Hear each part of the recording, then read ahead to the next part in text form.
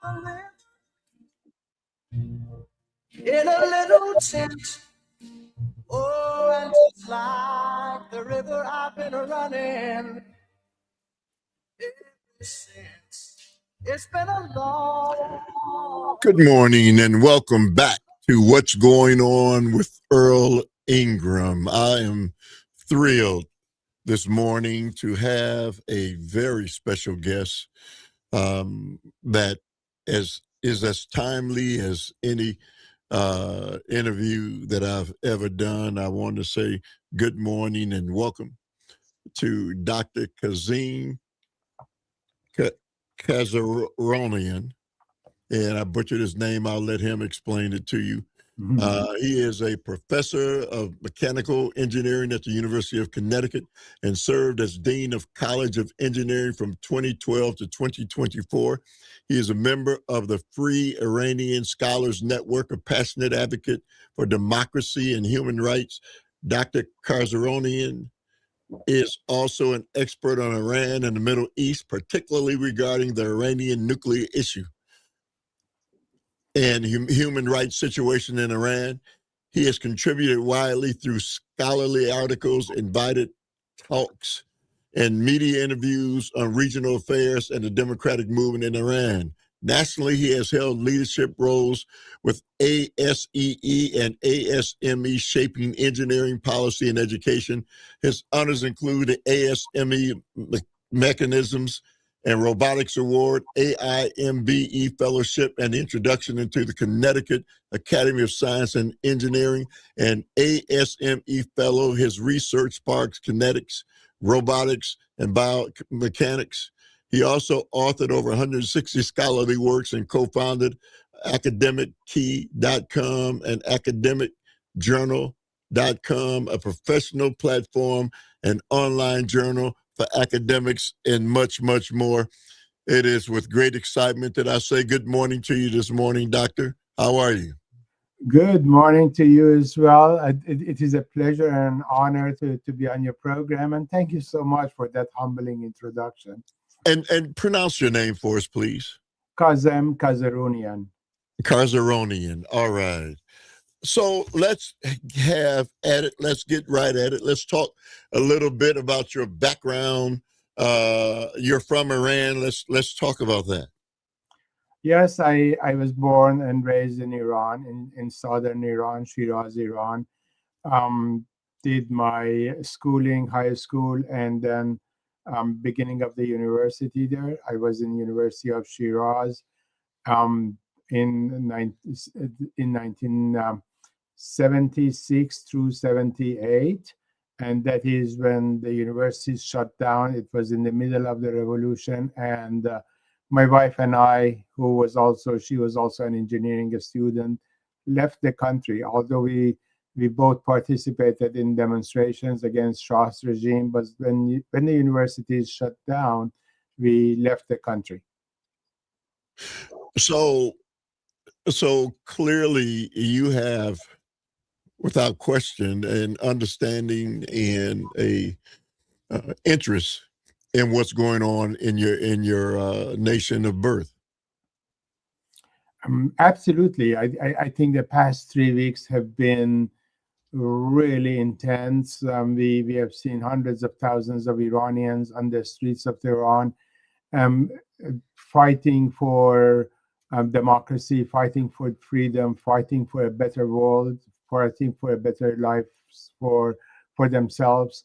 At the same time, we have seen a brutal suppression by the regime's security forces and some of the proxies that the regime has imported from outside the country. I should say that this struggle is not a new thing for the Iranians. That the struggle for freedom, for democracy, has been going on in Iran for more than a century now. I would say 120 years, and definitely about 50 years of it under this brutal regime. So historically, when we talk about this regime, you can go back to the Ayatollah Khomeini, who was basically run out of Iran and replaced the Shah. What is that? 60 years ago now, or it's been quite a while ago. And again, the Ayatollah who was run out and run into the mountains and was able to come back after the people rose up against the Shah, who was placed in that position by the United States government. They welcomed back the Ayatollah. So even during the time when they welcomed back Ayatollah Khomeini, the people were still uprising. So I think it would be good to look at everything in the context of what happened in Iran in a more historical context. Iran is a very resource-rich country at a very important location in the world. Now it controls the Gulf, the Persian Gulf. It is right in the middle of Middle East, and its neighbors are in a region that has always been some center of some sort of a storm and a struggle. In about 1920s, Shah's father was put in place by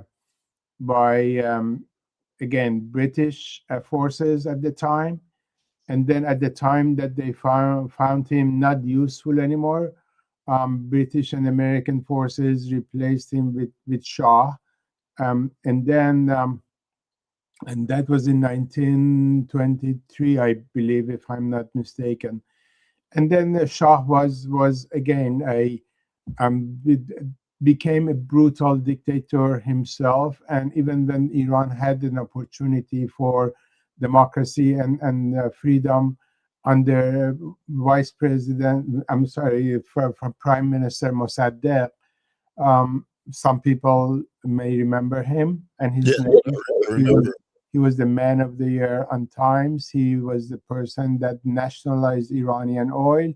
And it was basically the best hope that Iran ever had and the region ever had for democracy. But he was then removed through a coup d'etat, which was backed by CIA and England through an operation which was called Ajax Operation.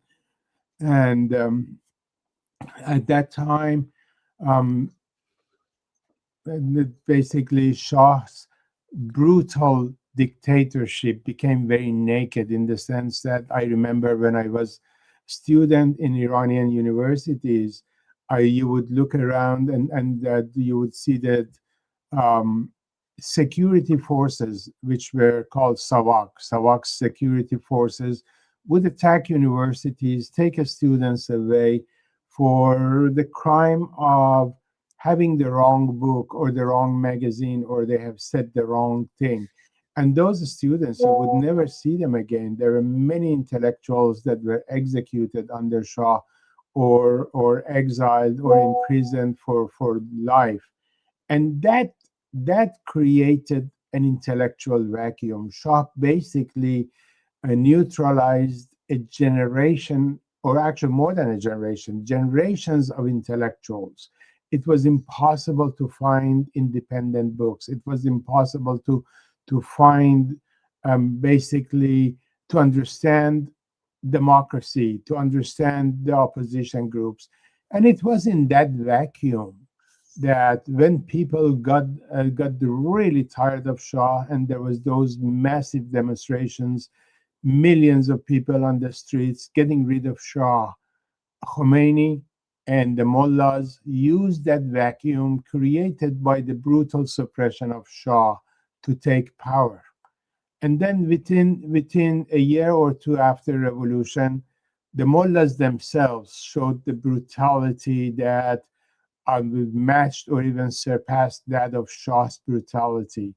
And therefore, the people of Iran has continued their struggle against the current regime for the last 5 decades. So has there ever been a time in recent history when Iran was there was peace and tranquility inside of the nation, and agreement with the citizens and the hierarchy?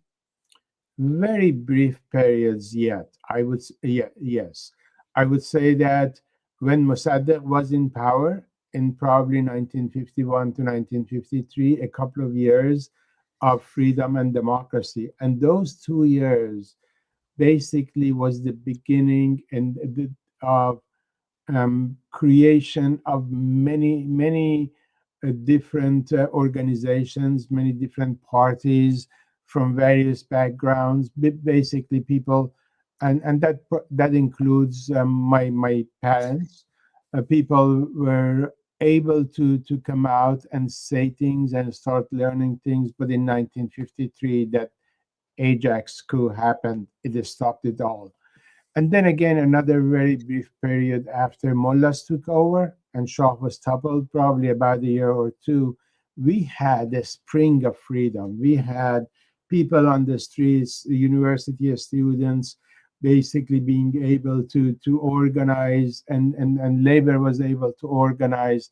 We were practicing democracy, but then it only lasted less than 2 years. So the mineral wealth of the nation of Iran, which is unbelievable and probably is, in a higher echelon, especially with the oil reserves that they sit on.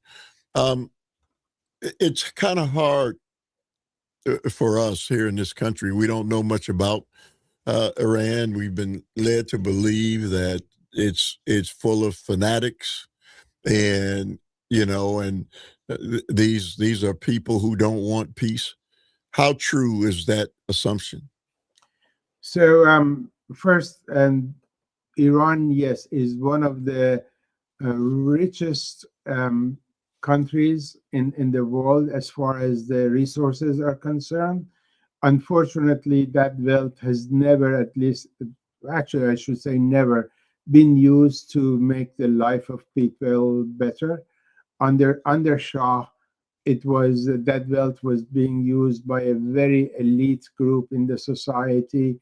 I would see it in the northern part, which was the more affluent parts of the cities, very palace type houses. People lived in pure luxury. And then in the south parts of the cities, which were generally the poor side of cities, people would basically be homeless or no access to very few houses in the south had access to clean water, to health, to free education. So very um, different styles of living between the poor and rich, and the majority was poor. And under Khomeini's regime, that got a lot worse. So yes, Iran as a country is very rich, but that has never been distributed to people. But at the same time, people of Iran are not fanatic.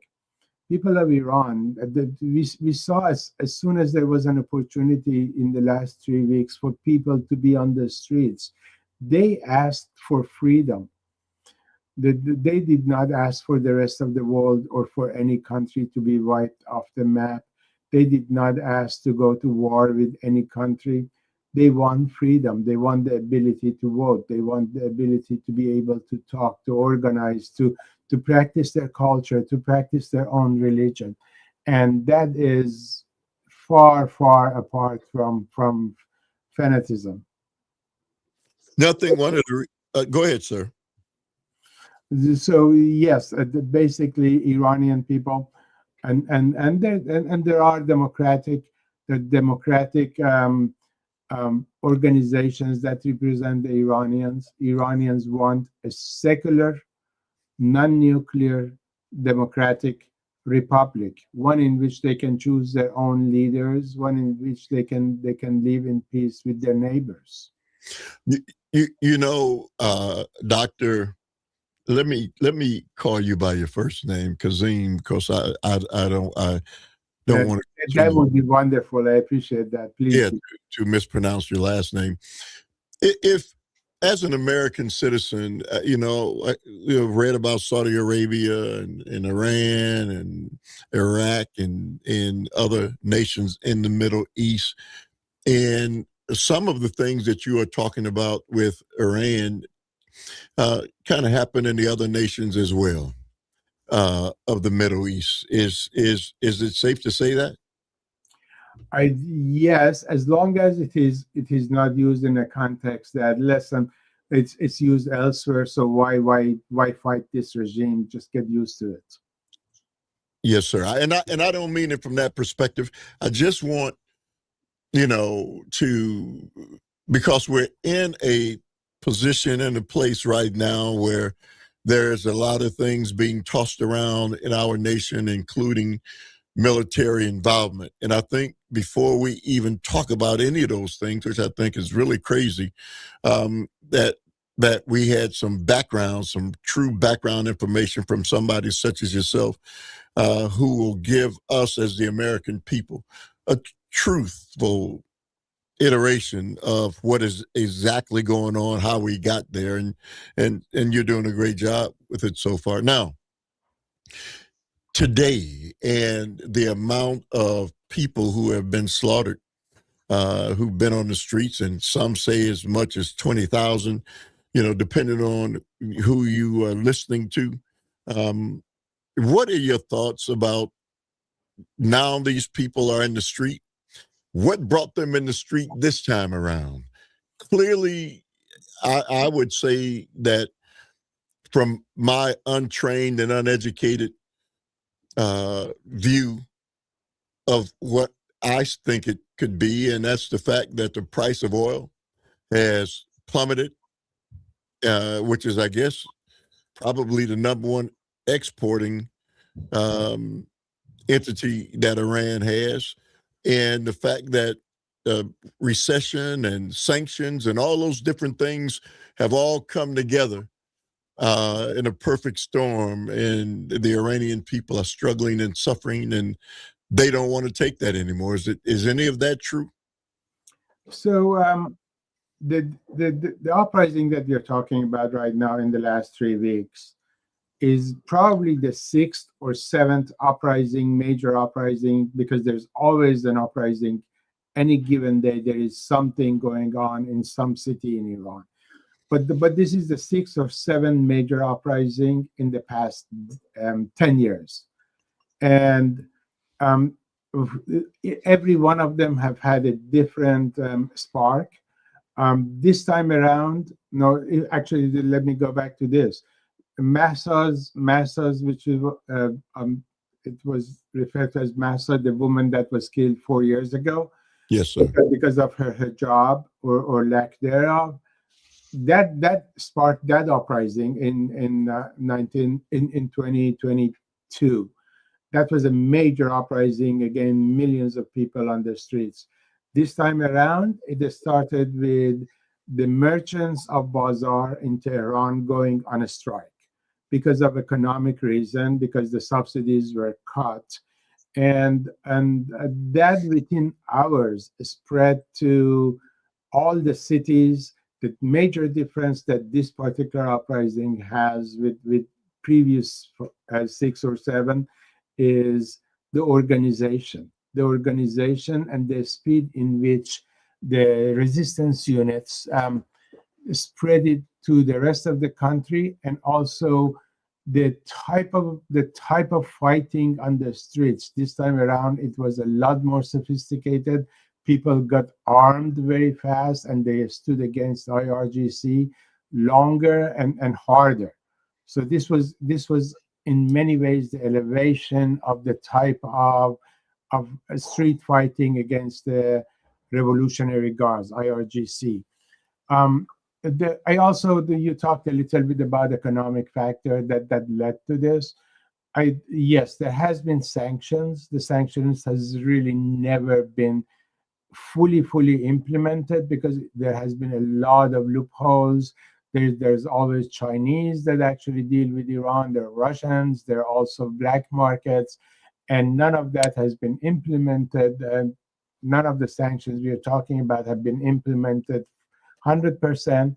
On the other hand, 65% of the economy of the country belongs and is controlled by the Revolutionary Guards.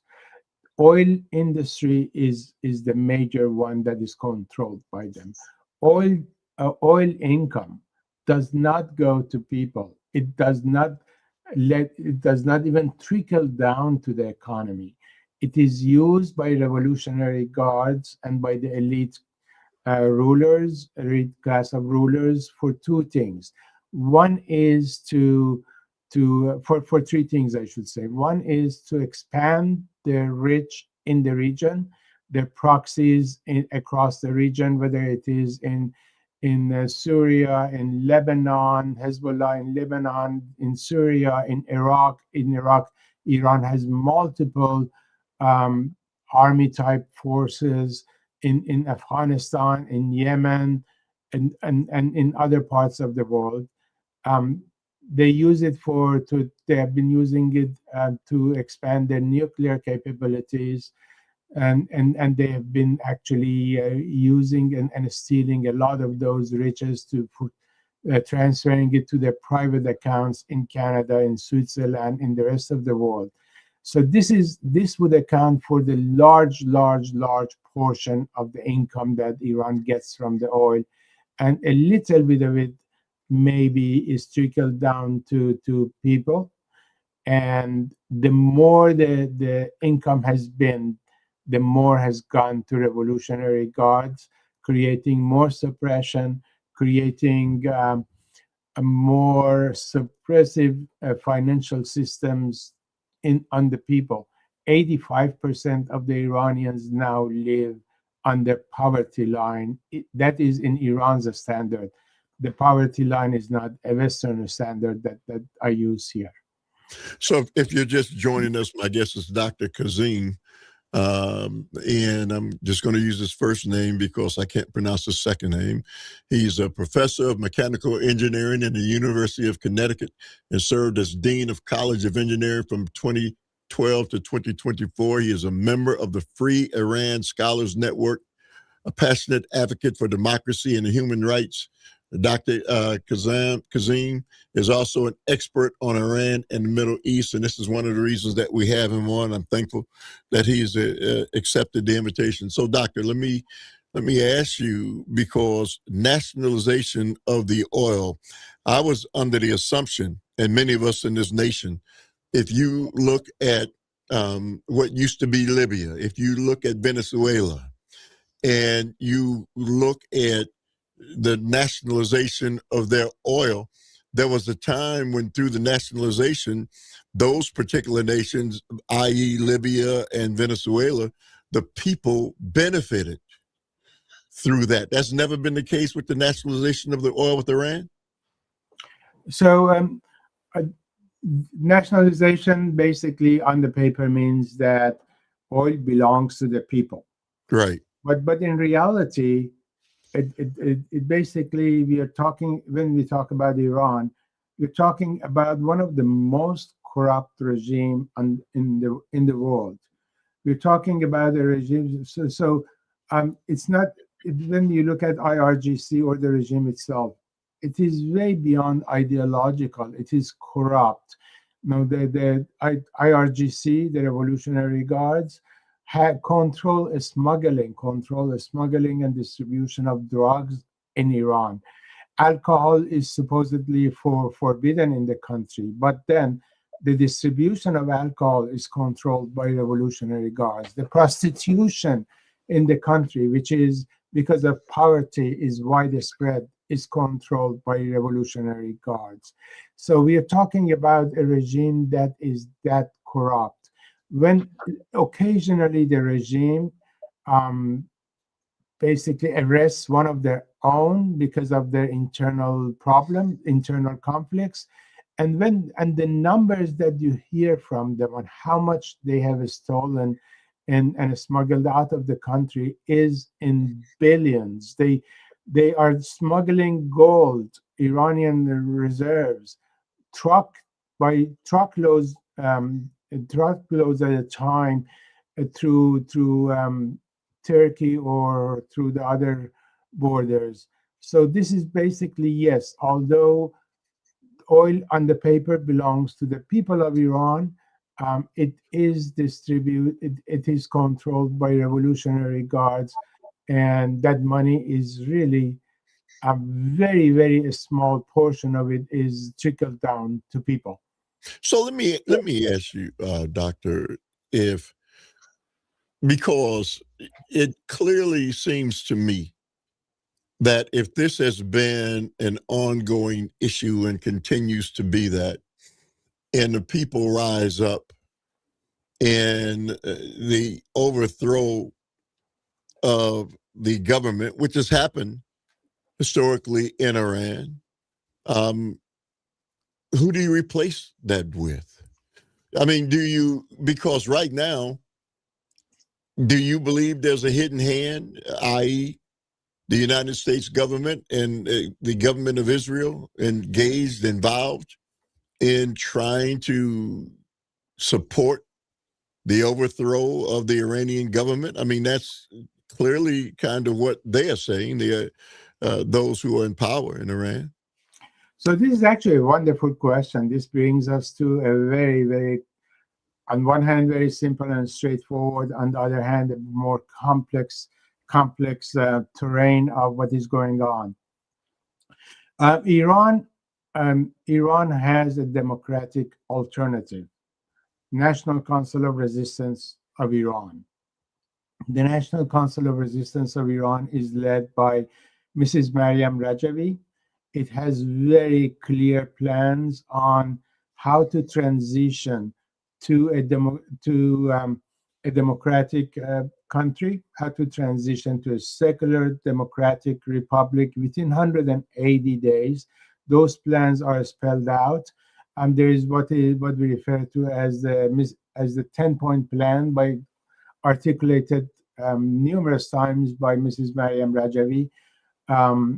And that 10-point plan is basically, it calls for an Iran which is non-nuclear, an Iran which is democratic, an Iran which men and women are equal, an Iran in which there is no execution, an Iran in which every man and woman has one vote in choosing their government, and the one that basically people can have freedom of religion, freedom of their own culture, and practice it. And this organization has been fighting the regime for the past 45, 47 years, 48 years. And about 120,000 members of it have been executed by this regime, yet they survive, they flourish, they continue. And they have been, they have just during the past year, about 4,000 European parliamentaries and leaders have supported them in United States. And there have been multiple resolutions by majority of the House of Representatives, by many senators supporting them, including the latest one was Resolution 166, which was in their strong support. So yes, Iran has a democratic alternative. And what that democratic alternative is asking for is what we call option 3. We are not asking for boots on the ground. We think it would be disastrous. We think that the United States, Israel, or any other country should stay out of Iran. We believe that any support and appeasement of a portion of the regime would not be acceptable, because this regime, there's basically no reformists, no moderates within this current regime in Iran. So basically we say option 3, the Iranians should achieve freedom by the people of Iran. This doesn't mean that we are not asking for international support. We are asking for international support in this framework that I'm going to articulate. We are asking for recognition of the right of people of Iran to resist. And that is an important principle. We are asking for the world to put IRGC, Revolutionary Guards, in the terrorist list. They are in terrorist list in the United States, but the United States needs to use its influence to make sure that Europe does the same. We are asking for a implementation of the sanctions totally. Don't create don't create loopholes and backdoors for it, because loopholes and backdoor not only render the um, sanctions useless, but also only create a channel of money to be channeled to Revolutionary Guards, and that's it. So those are the type of supports that we are asking for. However, I also refer to the complexity. As we get closer to the overthrow of the Iranian regime, and we are getting very much closer, the Iranian regime is on its last legs, there are a lot of opportunistic forces that pop up. And one that we hear a lot about these days is Reza Pahlavi, the son of old Shah, who is striving to bring monarchy back to Iran. He goes around, he puts the flag of other countries around him, and he knocks on the doors of other countries, begging for them to attack Iran, begging for them to help put him in power. And those things are disastrous. And although there is a lot of foreign interest money behind him, but people need to know who he is and where he comes from. So let me ask a couple questions. So you're not, are you advocating for a coup? No. Because coups are generally, bloody, and very few coups aren't bloody. So you're not advocating for a coup. You talked about, so where's the United Nations position in this? It's one thing to talk about America. America is one nation. Yes, it has power and influence, but what is the thoughts of the United Nations in dealing with this issue? Every single year for the past close to 50 years, United Nations have issued resolution after resolution, basically condemning the violation of human rights in Iran. Generally, that is the limit of what United Nations doesn't have the power. Because they lack the power. They can have some power. Occasionally, they have used it. There have been United Nations forces on the ground, but but generally, they do not take positions on alternatives, and they do not take political positions. So what role would you see the United States? What is the United States' role in moving this along the way? You talk about the Shah's relative, grandson, or whoever it was. The Shah, for those again who may not have known or forgotten, was the puppet that the United States put in place. So if you replace the regime, Khomeini, that's in power now, who is the United States looking to support in this? Because whatever the transition is going to be, it is clearly going to take some of the United States involvement, a pretty strong involvement, be it economic or some other method, in order to stabilize Iran, even if there's a new regime. So obviously, United States, being the strongest country in the world, have a lot to say about what goes on in the world, and they can influence things. But what the Iranian resistance, what the National Council of Resistance of Iran is asking United States is that do not engineer an alternative for the Iranian people. Let the Iranian people decide for themselves. And actually, some of the messaging that we have heard out of White House of late, indicates that that might be the direction that the White House and United States would take. But basically, recognition of the right of people to resist, implement sanctions 100%, ban and restrict and sanction the Revolutionary Guards, and this is probably the limit of what you're asking United Nations. And if there's any help that the United States, and if there's any material help that can be given right now, is providing access to internet.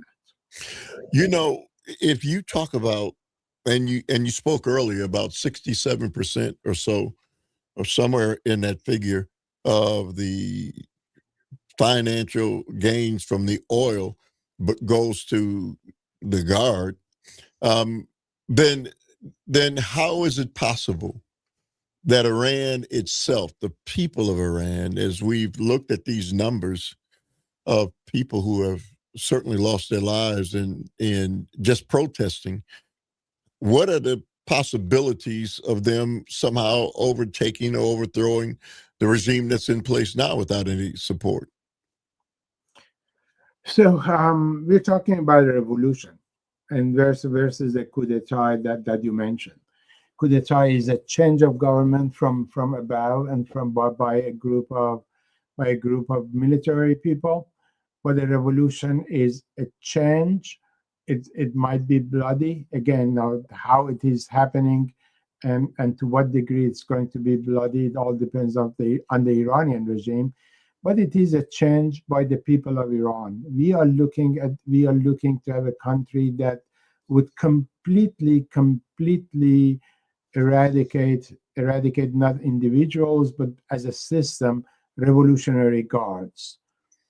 The Revolutionary Guard, very, very powerful entity that has, been in that position for half a century or more.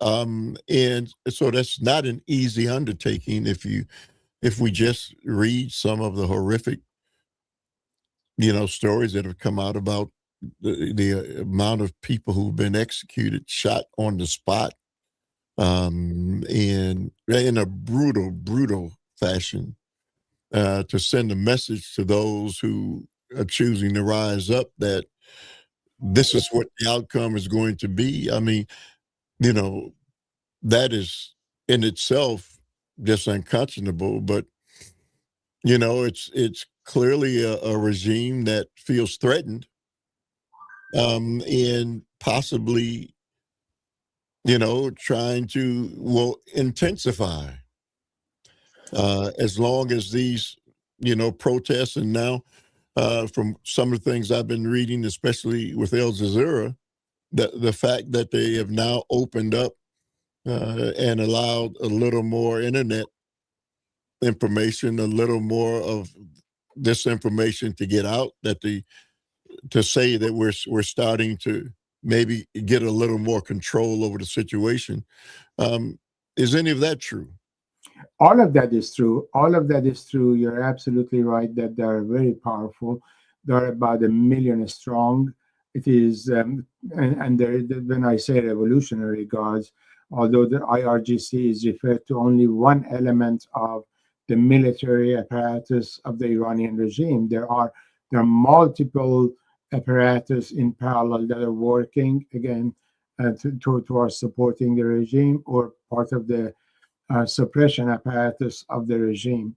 But let me give you a historic example. Shah's regime had a very strong army, one in which months before Shah was toppled, the American president came to Iran and called Shah and his regime and Iran then the island of stability. And within months, we saw that army collapsed. Yes. And so revolutions happen. Revolutions are possible. Revolutions are not easy. This one, the people of Iran and its legitimate resistance have been fighting for 50 years. When would it happen? I don't know. But I know that a number of factors have lined up. And therefore, the situations are becoming more conducive to a total regime change in Iran. These are basically economic situation that we talked about at length, but also Iran losing its proxy forces and proxy influence in the region. And that they lost it in Syria, they lost it in Lebanon, they lost a good part of it in Palestine area. They have lost a good part of it in Afghanistan and Yemen, and also probably their forces in Iraq are under a lot of forces. That losing influence, the regime itself calls it the beginning of the falling, the beginning of the fall for the Iranian regime. Iran has lost its ability to negotiate, at least for now, on the nuclear stuff. And a lot of revolutionary guards, again, I refer to, these are not ideological forces. These are corrupt forces that are there for the money. And a lot of them are beginning to fear their lives. And there's every sign that as soon as there is the struggle gets harsher and harder, a lot of them would put the arms down and flee. So Iran is the most powerful and prominent Muslim nation in the world. Is it safe to say that? I would say at least one of them. Yes. Yes, and so we're not talking about some small military group that is Iran, and it clearly has had many fights and many wars in its history.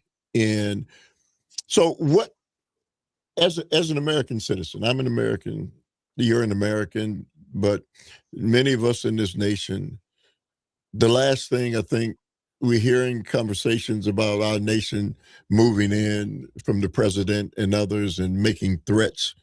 Um, how do the Iranian citizens respond to America waving, their might and talking about, well, we're coming.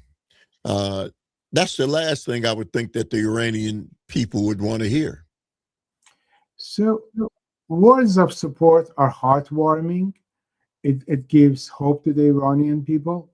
When President of the United States talk, people in Iran listen, and we welcome those words of support. Attacking Iran. First of all, let's actually talk about the logistics of attacking Iran.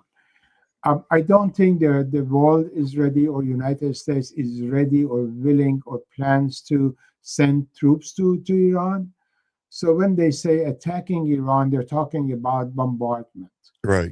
Revolutionary Guards have probably hundreds, if not thousands, of bases in Iran. And which ones are they is exactly going to be bombarded? Right. With all the heads up, how you would imagine that they have contingency plans, and they have removed their stuff from there and they're hiding elsewhere. So I don't think that attacks on Iran are going to be that impactful. And therefore, what do Iranians want, and what is it that I'm asking American citizens? Basically, please do not engineer an alternative from outside. Please trust the Iranian people and the resistance to plan their own future. But and if you want to support, and we hope that you do, render your support to them. I'm repeating myself. Recognize them. Recognize their right to resistance. Every one of your listeners here, I would beg them to go and learn more about the National Council of Resistance of Iran, about its leader, Mrs. Mariam Rajavi, about her 10-point plan for Iran, about the detailed plan for a transitional government that would lead to a Congress that is elected by the people, that would decide the constitution of Iran. At the same time, help us expose the smoke screens by the old monarch And when we hear that Iranians want the old monarch back, don't believe it. Look deeper, and look beyond that. So let me then ask this question, because what does the future look like for Iran in the next 6 months? If you were able to look into a crystal ball in what is transpiring right now, with the continued protests and the threats that the guard is not threats, but actually carrying out, what would you say the future looks like? I wish I had that crystal ball that you're offering me. I would take it any second. But I can't predict when things would happen and how they would happen. But there are certain things that are at least more scientific to assume that they're going to happen. One is that we're going to see an elevation of the struggle of the people, the street fights, I should say, between people and revolutionary guards. I think that one that in which it would be less peaceful because again, revolutionary guards um, would suppress it harshly, but people would adopt and people would actually find and resistance units would find ways to fight that and evolve. This is basically the dynamic of the situation. We are going to see more clarity on the political scene, whether that is inside Iran or outside Iran, and it's undoubtedly going to have its slower moments and faster moments, but the struggle would move on. The regime's power would go down, accelerating so. So, a couple more questions. One, what do you want to say to the American people who have this conception of the Iranian people that clearly is not true? Um, but they we only people can only go by what they hear, um, and unless they choose to listen to a program like this one or do some research on their own. What would you say to the American people who have this concept of Iranians as if they're, again, people who just want confusion and don't want what everybody else wants, which is peace and contentment of mind, and to be able to live their lives in a humanistic view? Iranian people are peace loving. They want peace. They want democracy for themselves. They want freedom. They love music as much as you do. They love poetry as much as you do. They love sports as much as you do. They're really good in playing soccer. They're really good in wrestling. And their footprints and fingerprints are all over civilization in the world. And I invite you to go to any hospital in the United States, and there are undoubtedly Iranian doctors, and get to know them. Go to any university close to you, and there are undoubtedly many professors there. There's so many engineers. There's more than a million of us here. Numbers may go up to 2 to 3 million Iranians in diaspora in the United States. Get to know them and talk to them. This is basically a representative of the culture. So Iranians, all Iranians are asking is an opportunity, a chance to live in peace, a chance to live in democracy, a chance to practice their own religion, a chance to practice their own their own culture, a chance to prosper. Dr. Kazem, I have been honored and privileged to have this conversation and dialogue with you. I think that it's critically important that vehicles like this, and give credit to civic media, this outlet that has given me an opportunity to reach out to you and have this conversation, because we have just got to be willing to open our eyes and our ears and hear other people's perspectives on life. You know, I know many Iranians, like you said, good people. I know many Muslims, good people. Don't judge people predicated on what somebody else says. It's always better to judge them on what you see yourself. You're just a great representative speaking on behalf of your people. And I'm really honored to have had you on. The honor was all mine. I was privileged and delighted to be invited to your show. And I tell you what, I'm going to reach back out to you, because this is, we can't begin to really get into the depth of what is transpiring. But I look forward to having conversation and dialogue with you again soon. So do I. Thank you so much. Thank you very much. May Allah bless you and your family and your community. Same to you. All right. Thank you very much. We'll talk soon. Okay. Take care. You as well. Yeah, go ahead, sir. I have a question. Is there a link to this interview I could use?